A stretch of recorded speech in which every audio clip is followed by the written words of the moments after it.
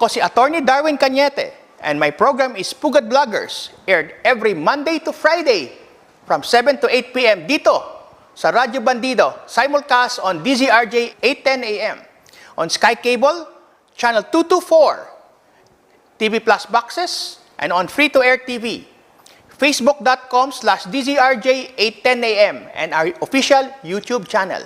Nood po kayo! Pugad Vloggers, ang kurap titirisin, sa loob sa bayan wawalisin, walang sasantuhin, ang saya-saya nakakabaliw, kasama natin ang tropa. Pugad Vloggers, Pugad Vloggers.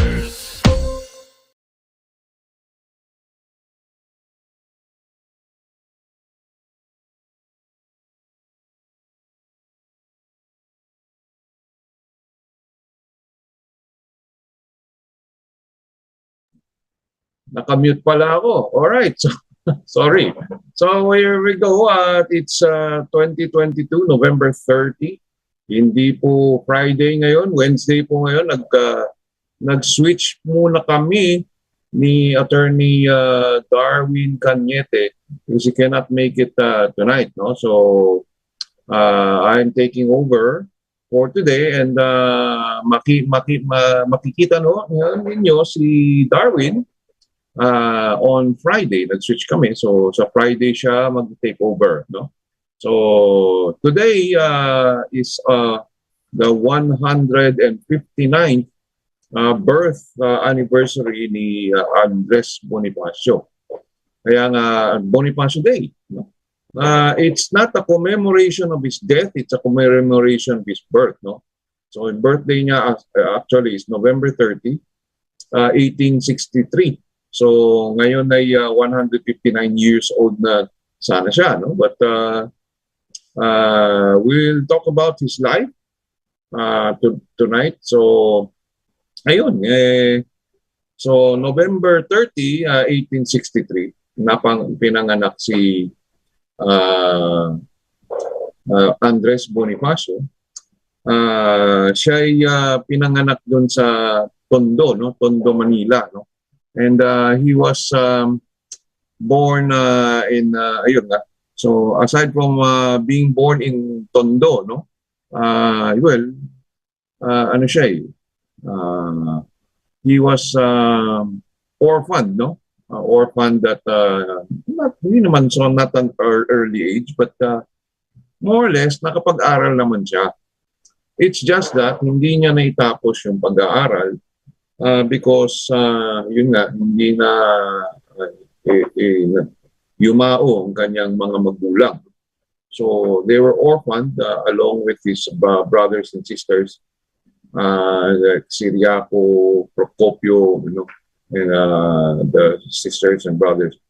So essentially, itong si Andres Bonifacio, dahil hindi siya nakatapos at gustong-gusto niyang natututo siya, no? So he continued to educate himself by reading. Nagbabasa siya ng maraming mga nung kabataan niya, nagbabasa siya ng ilang mga libro, no? Katulad ng mga buhay ng mga presidents of the United States, pati na rin yung mga French Revolution, the history of the French Revolution. Ganun na rin he's also gotten into literary books, no? Like 𝗕𝗵𝗱, and also nagbasa siya ng Noli Me Tangere, no? Which was published 1887, and yung 𝗕𝗵𝗱 published 1891. Ngayon, bago natin i-explore yun, no? So yung time na yan, ano bang ginagawa ni Andres Bonifacio habang nag-aaral. Siyempre, nawalan na siya ng magulang, so siya rin ang panganay, no, sa mga kapatid. So tinutulungan niya, no? Tinutulungan niya din maghanap buhay. So ang hanap buhay nila is essentially yung paggawa ng baston. Baston meaning a walking cane. Nung time na yon, uso ang walking cane. And although ngayon ang walking cane is basically for older people with the more difficulty in walking, but nung araw parang hindi ko lang alam, pero parang status symbol yung walking cane. So meron ding silang paper fan, no, yung mga pamaypay. So yung pamaypay din, yung dalawang bagay na yan ang nakatulong sa kanilang hanap buhay, no? And somewhat they were able to survive, no?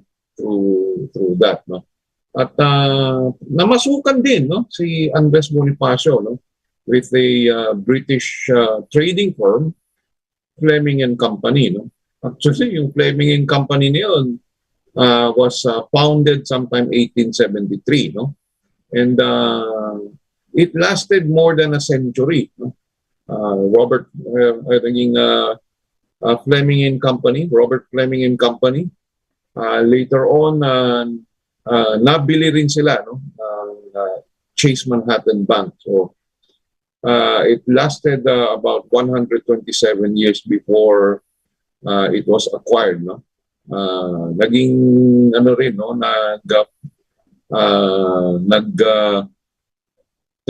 stock trading din sila, Jardine Fleming, no. But of course, let's go back to 𝗕𝗵𝗴𝗱 and Company. Doon siya natuto mag-English, no.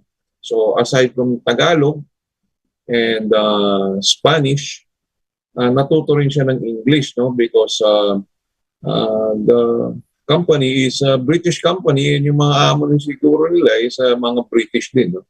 So during the Spanish period, hindi lang mga Spanish ang pinapayagang mag-negosyo, no? So there were also other countries na pumasok sa Pilipinas to do business, no? Great Britain was one of them. Germany was also one of them. Dahil lumipat din kasi sa 𝗕𝗵𝗴𝗱 and Company, ano siya parang ahente, no? Sales agent ng ano ba to, mga bagay-bagay, no, tar, no, at mga ratan, ganyan mga bagay. So lumipat siya sa 𝗕𝗏 and Company, no, which is German. Itong company na to, naging bodegero siya, no? So basically, taga-lista siya. He just makes sure na kung ano yung nasa bodega at ano yung nasa inventaryo, mina-match lang yan, no? So, he was, he seems to be doing okay kasi parang they had decent wages and they had a decent living condition. So hindi naman sila naging poor, no? But he was a laborer, he was an employee, no? Parang pangkaraniwang tao kung tawagin, no? He's a laborer, no? Just like much of the Philippines, karamihan ng mga Pilipino ay employed. No, so let's go on. So it's pretty obvious na malaking influence sa kanya. Malaking influence sa kanya yung no limitang dire at yung el filibusterismo. Dahil dyan, parang nagising ng kanyang patriotism, ang kanyang ang gustong niya ng pagbabago, no? So, noong 1892, itinayo ni Jose Rizal yung La Liga Filipina. Sumali naman si Bonifacio, and by the way, in 1892 din, nagkaroon naitatag yung Katipunan. Yung Katipunan na yun, at first, konti lang, no? Konti lang yung mga members, pero sumali sila sa La Liga Filipina. And it was supposed to be, kaso isang meeting lang nangyari, no? Dahil it was supposed to be it's supposed to be a society or an organization that is supposed to ask for reform, no? Pagbabago, reforms within the Spanish colonial government. No? So, marami namang umayon sa kanya. Pero, after one meeting,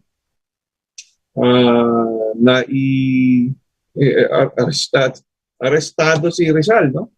For his novels, no?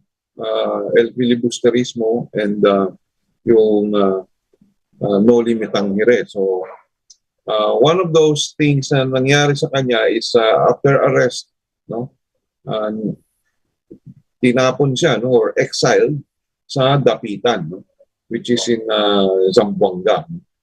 So, after, ayan nga, so, andun na siya sa Dapitan. So, ano nangyari dun sa La Liga Filipina, no?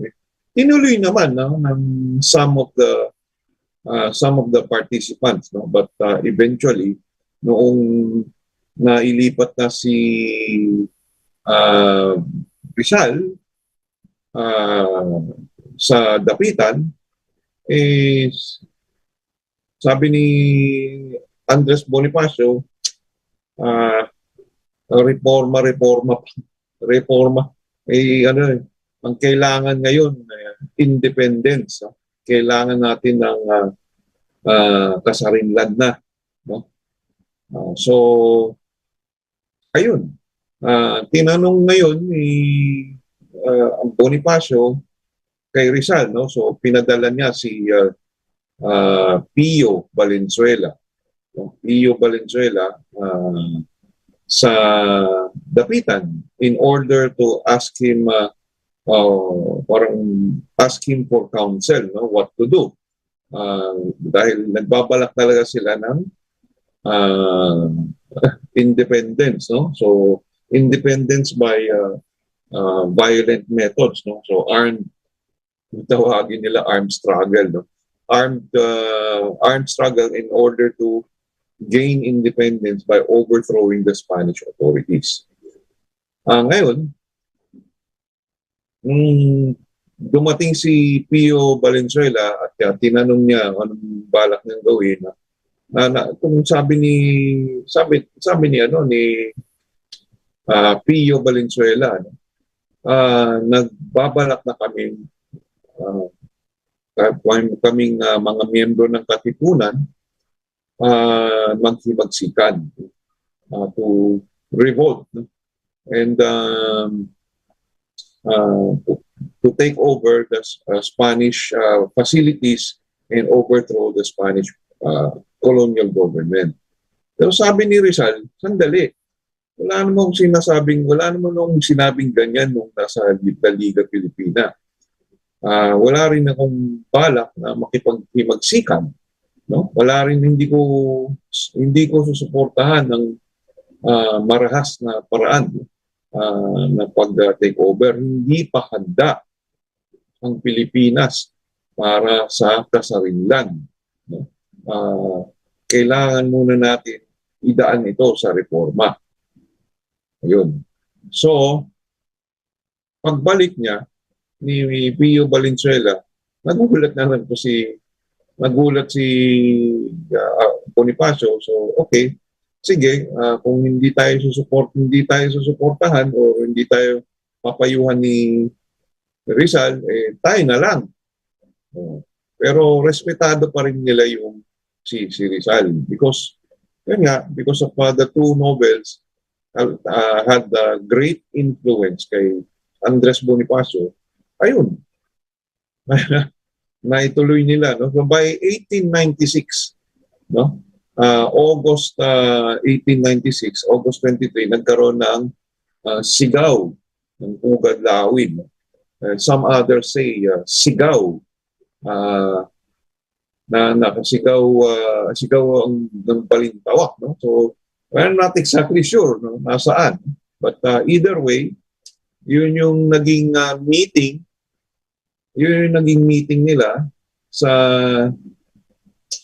yung meeting na yan is para lang to defy the Spanish authorities kasi nung araw kailangan may sedula ka, no? And yung sedula mo, pag may Guardia Civil o kung sundalo man o ano man yan, tanungin ka, parang identification mo, yun yung mismong identification mo na sedula. No? Kumbaga, yung version nila ng national ID ng Spanish colonial period, yung sedula. At yung sedula kasi, binabayaran mo yung government ng Spanish colonial government para, it's like you pay us so that you may have an identity. No? So, pinunit nila yung mga sedula nila doon. No? So, it was a defiance to the Spanish colonial government at the time. No? Ngayon, so that was August 23, no? 1896. No? Pero din yung nagkaroon na rin ng mga labanan, no? Sumalakay yung mga tao ni Bonifacio at marami ring sumali, no? Sa iba't ibang probinsya, no? Like si General Llanera, galing siya sa Nueva Ecija. No? Merong bayan na sa Nueva Ecija na named after him, no? Llanera in Nueva Ecija. Pero doon siya sa Bulacan, no? Doon siya sa Bulacan na nag-lead ng himagsikan. No? At meron din sa Cavite later on na Cavite yung Aguinaldo, no? So nagkaroon ng faction later on, no? But we'll talk about that later, no? So all of their although initially may successful naman ang mga ilang mga yung mga laban, no? Pero eventually nawala din, no? They might have won battles but they never won a war. So kumbaga they were able to take some Spanish facilities, yung iba na ano pa nga nila na paligiran, parang na siege, no? But eventually dumating ang mga reinforcements ng Spanish colonial forces, nawala din. No? Nawala din yung nabaliwala yung laban, no? Kasi yun nga wala ring nangyari kasi yun nga, they eventually lost what they were able to take, no? And mayroon ding ibang mga labanan na hindi naging successful, no? Para kina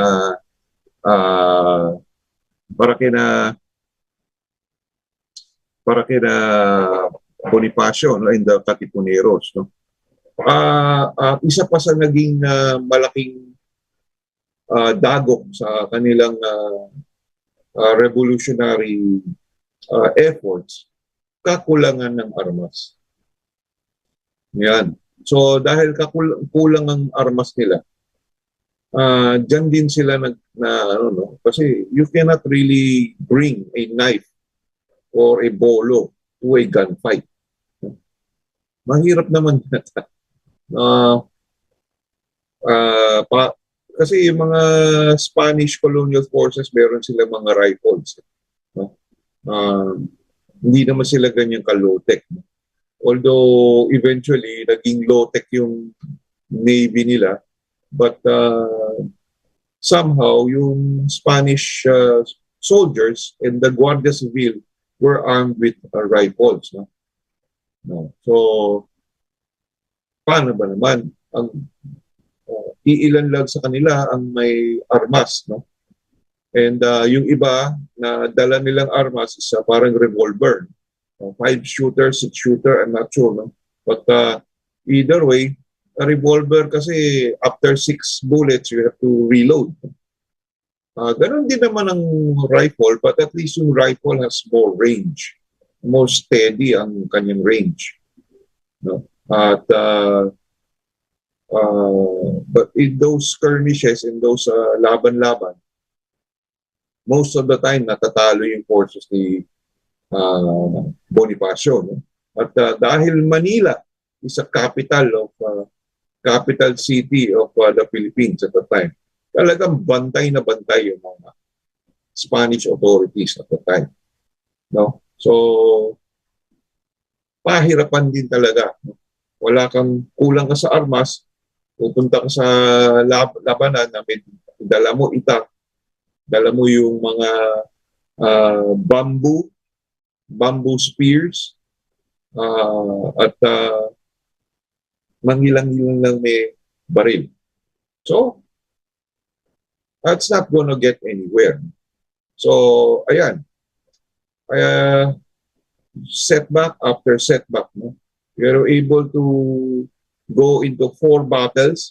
May battle in Manila, may battle din sa San Juan, also known as the Battle of Pinaglabanan. Then also the battle of sa Montalban and San Mateo. No? So all of them are basically in parang element of surprise, no? Ang nakatulong sa kanila, pero eventually pag dumating ang mga reinforcement, wala na. So si Aguinaldo had more success, no? Dahil diyan, yung Cavite kasi more or less hawak na nila Aguinaldo, hawak ng mga tao ni Aguinaldo, no? Yung Cavite. No? But si Bonifacio didn't have much to show for, but people still, yung mga tao still respect him, no? Dahil siya yung naging supremo, no? And he was, he is a self-declared president of the Tagalog Republic, no? He is an unofficial, of course, but ayun. So, saan ngayon pumasok yung mga faction na yan? No? May Magdiwang at Magdalo. Alam natin yung mga grupo ng Magdalo ay kina Aguinaldo. Yung Magdiwang, ang grupo ni Bonifacio. Ngayon, dahil kulang sa armas, no? At siyempre mainit yung mga Spanish authorities kay Bonifacio. Sige, nag-extend ng invitation si Aguinaldo para makipag-usap, no? Para mawala na yung faction na yun. So, mag-usap sana sila. So, yun. Nagkaroon ng usap-usapan, pero ayaw talaga ni Bonifacio to let go of his power. And since siya naman ang nagtayo at nag-founder ng Katipunan, why would he allow somebody else to take over? Why would he allow somebody else to be the leader? So, diyan naging problema. So, essentially, pumayag siya dito sa Tejeros Convention yung 𝗕𝗹𝗄𝗴𝗲 Convention na yan, naging daan ito sa foreign election. So, confident si Bonifacio na mananalo siya, pero ang nanalo dun sa election, siyempre Cavite. Mananalo talaga si Aguinaldo. Ngayon, meron ding allegations of cheating kasi parang mas marami yung boto na nakuha kesa yung bilang ng botante. No? More votes than voters. No? Yun ang isa sa mga naging reklamo ni sa grupo ni na Bonifacio. No? So, feeling ng ibang tao, dapat nag-vice president na lang si Bonifacio, being second, gathered second largest. No? But no, hindi siya naging vice president. No? Instead, he was given the director of the interior. Kumbaga, yung katumbas niya, 𝗕𝗹𝗴𝗲𝗍. No? 𝗕𝗹𝗴𝗲 yung kanyang equivalent today. No? But may isang disrespectful. No? There were many of Caviteños who were not very respectful of si Andres Bonifacio. No? Kasi nga, galing siya sa hirap. No? And ayun, karamihan ng mga nasa katipunan, hindi naman mahihirap. Although nanggaling yan sa umpisa sa mahirap, pero mga sumali later on hindi naman mahirap. So, si Danilo Tirona, siya yung abogado yun. Siya yung kumontra sa pagiging director of the interior, si Andres Bonifacio. Kailangan daw abogado. Hindi po pwede yung hindi nakatapos sa pag-aaral. So this was really an insult to si Andres Bonifacio. Kaya, ayun, nagalit niya si Bonifacio at sabi niya, lalo ngayon na hindi ko i-recognize yung 𝗕𝗹𝗄𝗴𝗲 Convention results. No? So, kung ganyan lang mangyayari, uwi na lang ako. So, anong nangyari? Bago siya umuwi, parang may nangyari, parang ginawa siyang pinalabas na traidor. Traidor si Bonifacio kasi ayaw niya tanggapin yung authority ni Aguinaldo. So, pinalabas na traidor siya. No? And sedition. So, pinaligiran siya sa Maragondon at akala niya friendly naman yung lalapit sa kanya na tao ni Aguinaldo. Parang naghahanap ng compromise or something like that, pero they attacked si Andres Bonifacio and si Procopio. No? Si 𝗕𝗹𝗴𝗲𝗍 Bonifacio na baril, patay kaagad. So, baga may mga sugat si Bonifacio. Meron siyang sugat sa braso, meron din siyang sugat sa kanyang leeg. No? And then they were later on, a few days later, they were standing trial. No? Without actual, parang first aid lang. Walang medical attention. No? So, hinatulan siya ng kamatayan. Although sabi ni Aguinaldo, wag, ano na lang, we exile him. Somewhere, I will just exile him. Tapos, hayaan mo na. Kaso, itong mga tao ni Aguinaldo, ayaw talaga, ayaw sundin, no? Sabi niya, hindi pwedeng ganyan kasi magwawatak-watak tayo, magkakaroon ba siya, pwede pa tayong patayin later on. So, ayun. What happened? Oy, si 𝗕𝗵𝗴𝗴𝗲𝗏, good evening. Eming Estraygan. Ayun, so, ayun nga, may daya daw sa halalan ng teheros, no? Ayon mismo kay 𝗕𝗵𝗴𝗏𝗏. Ayun, ayun, so, may sugat talaga sila when they were standing trial, no? Without actual medical attention, no? And as pinatay nila lang sila sa saksak, no? As execution. They did even so parang binastos talaga sila after execution by stabbing sa Maragondon, no? Hinayaan lang sila ganyan. Did not even give them a proper burial. That is the contempt of yung tao ni Aguinaldo towards Bonifacio.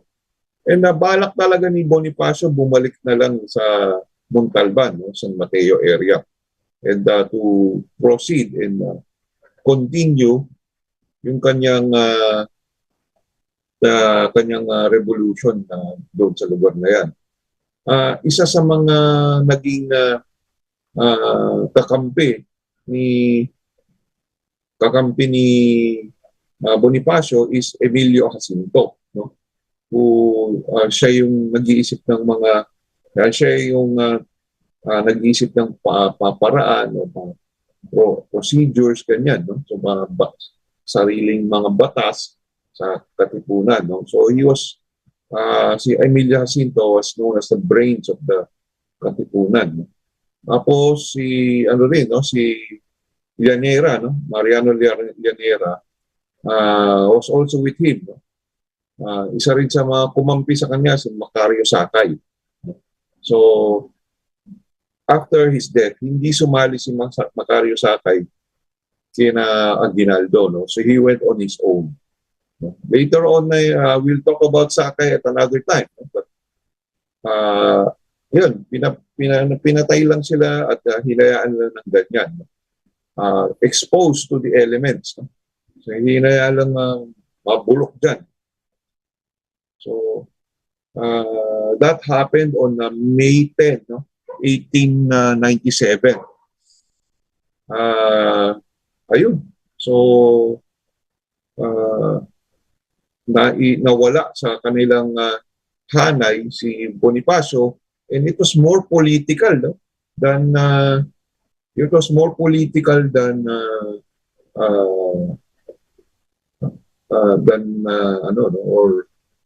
principle, no? Kasi yun nga, ayaw nila na may dalawang faction, gusto nila sila lang. So at ayun lang, kasi mas naging siyempre sariling bayan nila yung Cavite. So ayan, nung namatay na si hinayaan lang nandyan yung bangkay niya. So but before that naging asawa ni Andres Bonifacio si Gregoria de Jesus, no? Yung una niyang asawa si Monica namatay sa leprosy. So so he was widowed, and then he married Gregoria de Jesus. Yun lang nga, after his death, a year after his death, si Gregoria de Jesus married yung si Julian Felipe, no? He was the composer of the national anthem, no? And then yung so naging asawa niya after a year si Julian Felipe, no? Ayun. So alam natin ano na nangyari kay Aguinaldo, no? He eventually became president. Siya rin yung naging siya rin yung nakapag-declare ng independence noong June 12, 1898 doon sa bahay niya sa Kawit. So, in short, hindi na sila poor. No? Aguinaldo had his own house and maganda yung house niya for the standards of 1890s Spanish colonial era. No? So, ayun. So, time passed on and eventually, nagkaroon ng Philippine-American War. Talo si Aguinaldo and nakipag-cooperate din siya sa mga Amerikano later on. So, fast forward natin to 1918. 1918, may nakadiscover ng mga kalansay sa somewhere in Maragondon. No? Mayroon din yung bungo is fractured. No? At, pero dahil hindi nga na nailibing sila Andres Bonifacio at yung kapatid niya, hindi natin alam kung yung kalansay na yun, kanya rin. Because those days, wala namang DNA. No? Wala namang DNA technology at the time to determine anybody's identity. No? Yung malalo na yung kalansay na lang. No?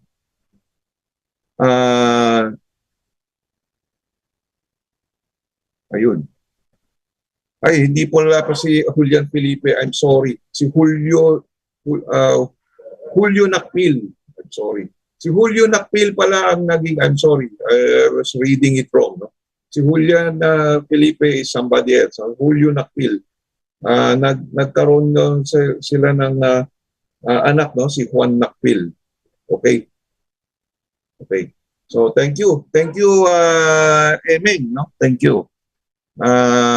Ayun. So, ayan. So, yung nakadiscover ng kalansay, sabi nila, ito yung mga kalansay ni Bonifacio. Nakita namin sa Maragondon. No? Yung bungo niya is fractured. No? So, parang evidence na pinatay siya sa tinama ng ulo niya ng itak or something like that. No? Pero yun nga, malaki-laki yung Maragondon. No? We're not sure kung may yung bangkay ni or kalansay ni na Bonifacio ay dun din. Malay mo yung bangkay ni Bonifacio kinain ng mga aso, kinain ng mga wild animal, o kung ano man dyan. O baka nga may kumuha pa ng bangkay niya and buried it somewhere that di natin alam. So, but anyway, noong 1918, merong discovery ng kalansay. So sabi nila, kay Bonifacio yan. Although, I seriously doubt na kanya yan, but let's just give him the benefit of the doubt na kanya yan. No? Nilagay ngayon dyan sa dahil siyempre, American era na yun, 1918. No? Nilagay siya ngayon doon sa yung kalansay niya, eventually ended up doon sa legislative building, no? Which is today is a National Museum. No? Dahil doon din nilagay, parang displayed. Nawala yung ating feed nawala ang ating feed sa Facebook tech. So let's just try to put it all back on yun. Balik na. Okay, so yung Yung Kalansay, nilagay ngayon sa legislative building. And they said it was kay Andres Bonifacio, pero in all certainty, we're not 100% sure at all, no, na kay kanya yun. So, ayun, it's been on display for quite some time. Pero, dumating yung World War II sa Pilipinas. And ayan na. So, ayun, nagkaroon ng Battle of Manila in 1945. That was 1 month of carnage in the city of Manila. So, ito ring mga Amerikano kasi, pinagmamayabang din nila siguro. Kasi siyempre, 1942, bigla na lang silang natalo. Tapos, pagbalik nila, marami silang dalang barko, rifles, jeeps, the whole works, no? Pati yung mga artillery, dinamihan nila ng gusto, no? Firepower, no? At dahil itong mga Japanese soldiers at that time,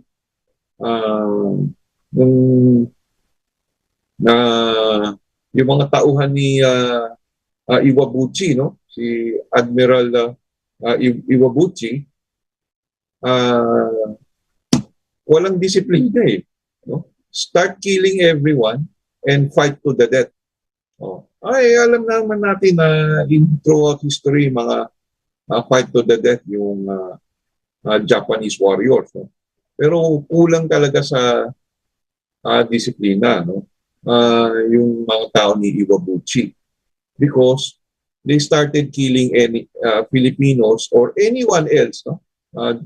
Wala na silang pake kung German man yan kasi during the Japanese period era, they usually let the Germans go their way. No? Pero kung Amerikano ka, kulong ka.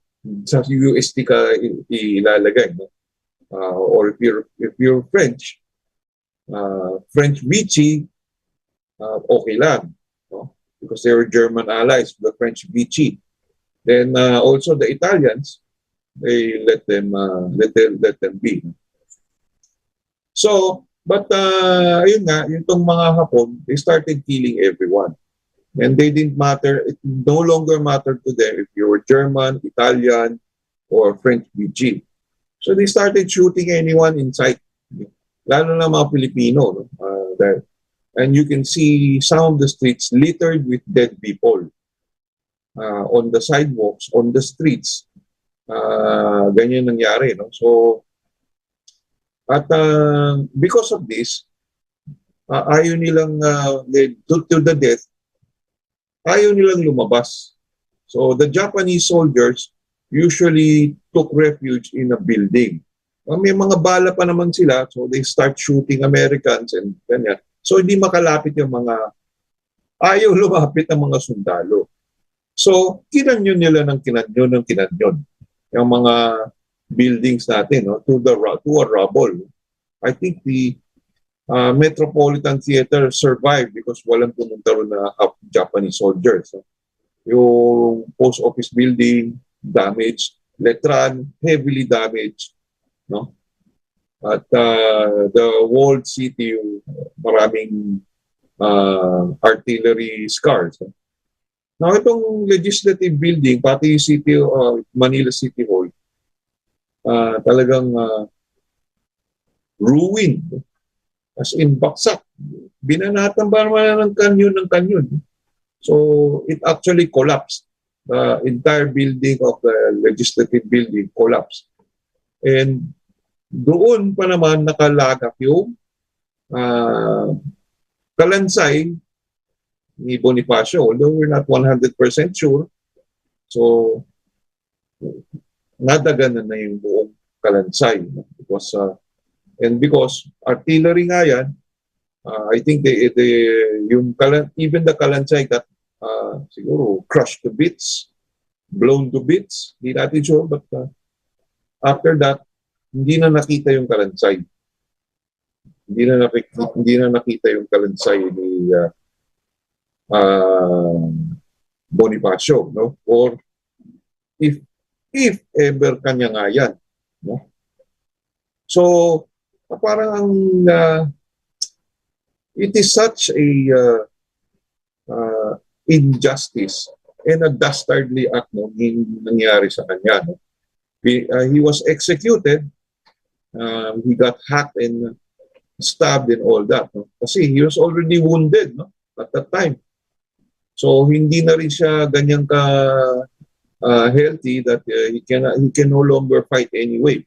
So ayun. So nawala ang Katipunan after his death, no? Everybody forgot about Katipunan because although may natira-tira pa na they call themselves Katipunan, but essentially it was replaced by Aguinaldo sa Republika, no? Republika Pilipinas. So ayun yung kanilang goal, no? To not to focus on the Katipunan but to focus on starting the first Philippine Republic. Although it took him about more than a little over a year, June 12, 1898, para i-declare yung independence. Pero mind you, at that time, andyan pa yung mga Kastila. Nga lang, nandun na rin yung mga Amerika. So, ayun. So sad, no? Yung katapusan ni Bonifacio, not only was he executed by hacking and stabbing, iniwanan na lang ng ganyan bangkay niya. And at the very start, I suppose one of the mistakes of Bonifacio was to go to Cavite and meet with Aguinaldo, no? Not knowing how much contempt the Capiteños have for Bonifacio. So, kung sana kung sana lang nag-meet sila Bonifacio somewhere, no? Somewhere, siguro hindi sa Manila, no? Mainit sa Manila that time. Siguro doon sa Bulacan, perhaps, or Montalban, perhaps, San Mateo area, na lugar ni na ano yun, lugar ni na Bonifacio dahil friendly sa kina Bonifacio yung mga tao doon. So, hindi. Kaso, kung pinuntahan niya talaga yung Cavite, so, yun ang nangyari sa kanya. It was a mockery, no? Yung 𝗕𝗹𝗴𝗴𝗲 Convention. So, it was to engineer and the easing out of Bonifacio, no? Biro mo, siya yung father of the Philippine Revolution, no? Ama ng Katipunan. And yet, he was unceremoniously tried and tried as a traitor and then executed, no? Like a common criminal at hindi man lang binigyan ng burial, no? At least si Rizal got his burial, no? Although later on nilipat siya doon sa kung nasaan ang Luneta. But today, we don't really know nasaan yung bangkay or yung kalansay ni Bonifacio, no? So, people remember Bonifacio as one who is a laborer, parang nanggaling sa masa, no? At marami rin siya mga kaibigan na naging namasa din, but eventually sinalihan ng mga may kaya, no? Filipinos. So, as you can see, Yung Katipunan eventually naging ano siya, naging very parang elite, no? So diyan din siya naging biktima, no, ng mga elite, lalo na elite ng Cavite that time. So talagang I really feel bad for Andres Bonifacio. Ayun nga lang, in the 1922, talagang pinopromote ng Americans. Imbes na si Andres Bonifacio, pinush nila si Jose Rizal. Because the Americans felt that the Filipinos should be identified with a hero. No? Siyempre, ang mga Filipinos, no, cannot identify with George Washington, no? Malayo sa puso nila yun eh. Malayo sa isipan nila. Sino ba yung George Washington na yan? So eventually, para ma-inspire ang Pilipino, pinili nila si Jose Rizal over Bonifacio. No? Although many people feel si Bonifacio dapat na naging hero dahil sa kanya nagsimula yung na yung hiwaksikan, no? The Philippine Revolution. Si Jose Rizal ang pinili ng mga Amerikano. At ang binigyan pa siya ng binigyan pa siya ng monument, no, doon sa Luneta. At doon nilipat ang kanyang mga remains, no. So dahil Rizal was more peaceful, no. Peaceful means ang gusto niya reform, and all that peaceful dialogue. He did not embrace a violent or armed struggle, no, to overthrow. So, siyempre, si Rizal was the better choice for the Americans. But today, kung tanungin mo sino yung national hero, walang sagot. No? Because there is no the national hero si Rizal. It's because of the Americans. It's an American influence. Rizal is a national hero, pero wala namang batas, no? Wala rin namang proclamation, no, na si Rizal ang national hero. So every last Monday of August, National Heroes Day, no? Everybody. It's just that we have two special days for Rizal and Bonifacio, which is November 30 at yung kay Rizal, December 30. These two are the most respected of heroes, I suppose. But Aguinaldo kasi he's tainted with treachery, no? Hindi lang yung not only under his watch na namatay si Andres Bonifacio, pati na rin si Procopio at si Riaco, no? And pati na rin si Antonio Luna, no? Under his watch, no? So these are Antonio Luna is a very brilliant guy, brilliant general, and si Andres Bonifacio, although he was less, hindi siya ganyan ka, hindi siya elite, no?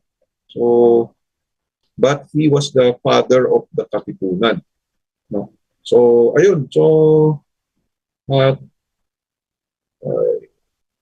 ang masasabi ko lang ngayon ay mabuhay ang Supremo. Mabuhay ang Supremo, mabuhay si Andres Bonifacio. Maraming salamat po. And thank you very much for watching Pugad Vloggers tonight. Attorney Darwin Cañete will be on Friday. Good night.